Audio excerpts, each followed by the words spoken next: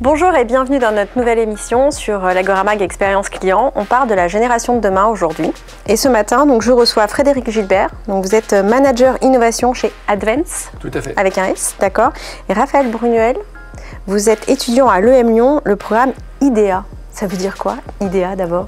Alors, IDEA, ça veut dire innovation, design, entrepreneuriat et art. Art. Donc, art, c'est un... On essaie de mêler l'entrepreneuriat et le monde de l'entreprise, de faire rentrer le monde de l'art dans le monde de l'entreprise. D'accord. Et dans quel cadre, par exemple, vous avez pu appliquer le fait de mélanger les deux ou c'est pas encore le cas? Nous, on l'a appliqué dans le sens où j'ai travaillé avec des étudiants qui venaient de cursus très différents, de la philo, de la socio, alors que moi j'ai un cursus plutôt école de commerce. D'accord. Et l'idée, c'est de faire rentrer des profils un petit peu différents. IDEA, non, c'est ça.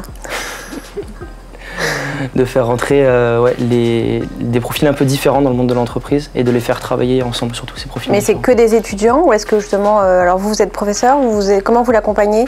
Moi je suis intervenu dans le programme IDEA il y a déjà à peu près 4 ou 5 années. Et c'est vrai que l'intérêt justement de ce programme est d'avoir une approche transverse et donc de mêler en fait les différents profils de l'entreprise qu'on peut avoir à terme et qui peuvent travailler ensemble. Donc dans cette école, donc c'est le programme IDEA à l'EM Lyon, donc vous êtes des étudiants et vous allez en entreprise ou est-ce que vous avez déjà des personnes qui sont justement dans ces différents métiers qui viennent aider les étudiants? Comment ça fonctionne? Les deux. D'accord. Parce que Raphaël peut mieux expliquer. Les intervenants donc, qui viennent de milieux assez différents, ça peut être aussi bien des managers que des designers ou des consultants. Donc des vraies personnes qui travaillent. Des personnes qui travaillent vraiment.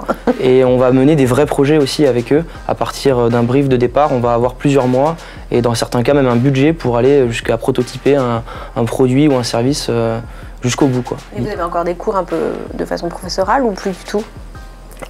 C'est variable, il y a quand même un socle avec des matières un peu, avec des sciences un peu dures, hein, comme l'anthropologie. D'accord. Et après on a des grosses périodes qui sont dédiées au projet en fait, où on va travailler entre étudiants et en étant accompagné. C'est concret finalement, ça ressemble pas à ce qu'on a vécu nous. Alors, disons que c'est un programme qui va s'appuyer sur un socle méthodologique qui est le design thinking. D'accord. Donc à partir du moment où on commence à rentrer sur le design thinking, on va mêler systématiquement les sciences humaines et sociales, la dimension ingénierie, technologie et autres, et bien sûr la dimension plutôt désirabilité. Donc finalement, comment on va donner envie à l'utilisateur, au client, de devenir un utilisateur fréquent, récurrent du service que l'on propose. Et c'est là où la dimension artistique va commencer à rentrer en ligne de compte. D'accord, donc vous alliez en fait, l'expérience client, elle est aujourd'hui mélangée avec finalement des méthodes et aussi de l'art. Donc nous on parle du X, on a l'air très vieux à côté de vous finalement. Quand vous nous parlez artistique et expérience client. C'est un programme qui ne représente pas ce qui se fait majoritairement en France, mais il y a d'autres programmes qui commencent à faire ça. Et c'est peut-être parce que les écoles et les entreprises se sont rendus compte qu'il fallait trouver une autre manière d'innover. Pour nous parler à vous? Pour nous parler à nous, pour parler même aux gens qui ont envie d'autre chose aujourd'hui en termes d'expérience client notamment. Ouais.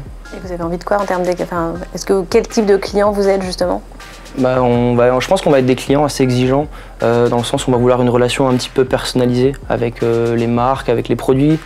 Et c'est assez difficile à comprendre pour des entreprises qui fabriquent des millions. J'ai cru qu'il allait dire pour les vieux comme nous. Non. pour des entreprises qui fabriquent des millions de produits dans le même exemplaire, comme Ikea par exemple. Je suis pas sûr que ce soit le genre de produit qui fasse rêver les gens de ma génération. D'accord, ça nous a pas mal été nous quand même, hein, Ikea. Ça aide toujours. Ça aide toujours. J'en ai beaucoup aussi, mais c'est peut-être pas ce que j'ai envie d'avoir dans 10 ans quand j'aurai un peu plus de pouvoir d'achat et d'autres envies en termes de... Et votre relation justement avec la marque, est-ce que vous avez des marques qui sont venues accompagner l'école aujourd'hui? Alors, l'école est accompagnée par différentes entreprises qui vont appuyer les étudiants éventuellement pour les héberger a posteriori sur leurs stages, sur leurs alternances. Parce que bien entendu, c'est un programme... On dit plus, on a un stagiaire au boulot. On les accueille. D'accord. Et bien entendu, en 2011, quand le programme a démarré, c'était un programme réellement en rupture avec ce qui se faisait en termes de méthodologie, puisqu'on mélangeait la dimension académique avec la dimension projet. Et on alternait les phases réelles d'académique, où on commençait par une phase plutôt orientée sur le design et sur les méthodes, on va dire sur les sciences humaines et sociales. Et ensuite, une fois que ce travail était fait, avec aussi la partie ingénierie, on les amenait sur une gestion de projet ou sur la mise en place d'un projet. C'était des séquences d'1 mois et demi, 2 mois académiques, et ensuite une façon de gérer. Ensuite 1 mois et demi, 2 mois de projet. Le fait que ce soit court, ça ressemble aussi à ce que vous aimez, ce que vous appréciez? Oui, on n'avait pas le temps de s'installer aussi dans une forme de routine. On avait des deadlines toutes les 2 semaines, par exemple. Vous me rappelez votre âge? J'ai 22 ans. D'accord. La routine à 22 ans, d'accord. Donc ça vous plaît, le fait que ce soit des cycles courts? Oui, que ce soit des cycles courts, que ce soit jamais la même chose. C'est quelque chose qu'on recherche aussi. Vous les faites changer régulièrement en termes de projet, en termes d'innovation, de réflexion? Alors le programme tel qu'il a été conçu était prévu de façon à avoir 3 séquences projets durant l'année, sur la première année. À partir de la 2e année, il rentrait plutôt sur une phase plutôt orientée business, donc on revenait sur un programme grande école, on va dire, ou du moins sur une partie plus classique en termes de structure académique. Et ensuite, les étudiants travaillaient sur ce qu'on appelait leur petit IDA, qui est un travail avec une entreprise avec laquelle ils travaillent pour définir un brief, un périmètre d'intervention. L'entreprise qui définit le brief, c'est vous qui? L'école? Généralement, ça se fait en collaboration en fonction des envies de l'étudiant, des besoins de l'entreprise. L'idée, c'est quand même d'arriver à trouver une entreprise qui nous ressemble un petit peu, dans laquelle on va avoir envie de travailler. Vous avez besoin de trouver une entreprise qui vous ressemble? Oui, sinon c'est pas possible. Et elle vous ressemble en quoi aujourd'hui, cette entreprise dans laquelle vous vivez? Les gens déjà qui font partie de cette entreprise, c'est des gens avec qui je m'entends bien. Comment on sait avant d'y arriver? C'est assez difficile, c'est assez stressant d'ailleurs, l'entrée sur le marché du travail. Mais on le sent au bout de 1-2 entretiens, quand on échange avec les gens par message, depuis LinkedIn par exemple. C'est quelque chose qui se ressent assez facilement. Si les gens prennent le temps de nous répondre, alors qu'on est entre guillemets rien, parce qu'on est juste étudiant, pour moi c'est important, oui. D'accord, donc c'est les gens ensuite. Comment vous savez que cette entreprise va vous ressembler? Encore une fois, c'est les échanges avec les personnes qui travaillent dans l'entreprise. Ils racontent leur quotidien. Vous leur demandez ça? Le plus justement possible, oui. Est-ce que vous avez eu l'impression de poser des questions que d'autres n'avaient pas posées au moment de ces entretiens pour les connaître? Je sais pas trop. Je sais que moi je suis rentré dans l'entreprise en contactant quelqu'un que je connaissais pas sur LinkedIn. Et on a passé 1h30 au téléphone. Et le fait que cette personne passe 1h30 au téléphone avec moi, m'explique ce qu'elle faisait au quotidien, ça m'a donné envie de postuler. Et puis c'est elle qui a ensuite proposé de faire passer mon CV. Et puis je suis rentré dans le process comme ça. Ok. Est-ce qu'en dehors du fait de rencontrer des gens qui vont vous ressembler, est-ce qu'il y a autre chose qui font que vous allez vers une entreprise ou pas d'ailleurs? Après, il y a le package salarial, bien sûr. Non, mais c'est même la première chose. Enfin, c'est un prérequis, en fait. D'accord. Je pense que dans notre façon d'aborder les choses, c'est que c'est devenu un prérequis. Bien sûr que si on nous propose quelque chose qui n'est pas du tout avec ce qu'on cherche, qui est trop éloigné de ce qu'on recherche, on ne donnera pas suite, on n'ira pas plus loin. Mais par contre, ça ne suffira pas. Et donc, tout à l'heure, vous disiez finalement, je veux retrouver une entreprise qui a du sens, qui me ressemble. Et là, on parle d'argent. Oui, c'est l'étape suivante, l'étape qui a du sens. C'est une fois qu'on s'est mis d'accord sur ce que va être à peu près le package salarial, qu'on sait que ça va être quelque chose d'honnête, il y aura une vraie relation qui va être instaurée entre nous et l'entreprise. On peut parler du travail, on peut voir si le travail est intéressant, si l'environnement... Comment l'école va les aider justement à... Alors attention, moi je n'interviens plus sur le programme. Bien sûr, mais... Néanmoins, lorsqu'ils ont fait cette partie de brief et de travail en collaboration avec l'entreprise qui les héberge, ils vont ensuite venir à partir du mois de janvier sur ce qu'on appelle leur grand IDEA, qui est en fait l'équivalent d'une alternance ou d'un stage. Voilà. Et durant cette phase-là, ils vont être amenés à mettre en œuvre le brief qu'ils ont travaillé avec l'entreprise. Donc la façon dont l'école l'accompagne après, c'est la mise en place d'un tutorat interne et puis bien sûr un tuteur en entreprise. Et l'enjeu est bien sûr de permettre aux uns et aux autres de travailler ensemble, de cet écosystème de travailler ensemble, et surtout de rester concentré sur les attentes par rapport au livrable final, aussi bien du côté entreprise que du côté académique. Parce que sur le côté académique, ils ont une obligation de fournir un dispositif et de concevoir quelque chose de nouveau. Donc il y a un impératif vraiment d'être bien aligné entre le tuteur d'entreprise et le tuteur du programme. Vous validez ça avec l'entreprise aussi en amont? Voilà, c'est validé avec l'entreprise en amont. Bien sûr, l'étudiant, quand il a terminé cette phase de petit IDEA, à la fin de ce petit IDEA qui va se situer au début décembre, mi-décembre, on sait très bien sur quoi il va travailler, on lui a fixé ses objectifs et les livrables attendus. Donc après, quand il arrive en janvier... Présentez-vous en fin d'année, c'est ça? C'est ça, c'est déjà ce qu'en fait, il y a une présentation mi-décembre sur le travail, après le petit IDEA, le travail préparatoire qui a été fait, et après on a des retours en cours, une fois par mois environ. Vous partagez avec les autres étudiants ou finalement quand vous rentrez dans ce grand IDEA, c'est fini et vous êtes quasiment plus en école ou vous continuez? Non, au contraire, là j'avais un séminaire lundi par exemple, on s'est tous retrouvés, on a commencé par expliquer ce qu'on faisait, et donc il y a eu un vrai échange et on a passé la journée à... Il y avait des intervenants qui ont designé des ateliers en fonction des problèmes qu'on avait fait remonter. en amont. Et donc c'était une journée qui était vraiment dédiée. Il y a déjà une démarche d'amélioration continue en amont pour vous aider. C'est les professeurs qui font ça? Qui fait ça?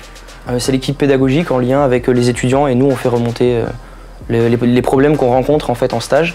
Mais vous savez déjà à la fin du petit IDEA quel problème vous allez avoir au moment de la réalisation? Non, là on parle des retours en cours. Là par exemple celui que j'ai eu mi-février là. Ça fait déjà 1 mois et demi que j'ai commencé mon stage, donc il y a forcément des choses, des problèmes que j'ai rencontrés dans ma mission par exemple. D'accord. Et on a pu travailler dessus. Et après j'échange aussi avec mon tuteur. J'ai la chance qu'il soit disponible, donc on peut faire des Skype régulièrement pour échanger et pour que lui me donne. Donc vous Frédéric, vous avez été tuteur aussi? Oui, j'ai été tuteur à l'époque où effectivement j'intervenais entre 2011 et 2013. D'accord. Donc ça m'a permis d'être à la fois en relation en interne et donc d'aider les étudiants lorsqu'ils se retrouvent dans une situation de blocage. Parce que nous, l'expérience professionnelle, on l'a. Et bien entendu, quand on arrive sur un premier stage où en plus on doit être force de proposition, avoir du charisme, à mon autre, pour se retrouver dans des systèmes souvent assez structurés et bien en place, on amène comme un chien au milieu d'un jeu de quilles, quelqu'un qui doit créer quelque chose de nouveau. Pas que lui, bien sûr. Mais après, dans le recrutement qu'il y avait dans les profils des étudiants, on cherchait aussi ces profils et on va dire ces soft skills, comme on peut parler aujourd'hui, de personnes qui ont cette capacité à franchir les lignes et aller au-delà finalement des principes politiques. Vous vous retrouvez dans ça? Oui, un petit peu. Ouais. Si on a une idée et qu'on pense fondamentalement que c'est une bonne idée, autant en parler. Et de se battre? Ouais, sans être obstiné non plus, il ne faut pas être trop attaché à ses idées non plus. Il faut avoir un échange à propos de ses idées, je pense. Et les tester au terrain et à des gens qui ont de l'expérience. C'est compliqué de trouver des entreprises finalement pour cette génération de demain dont on parle beaucoup?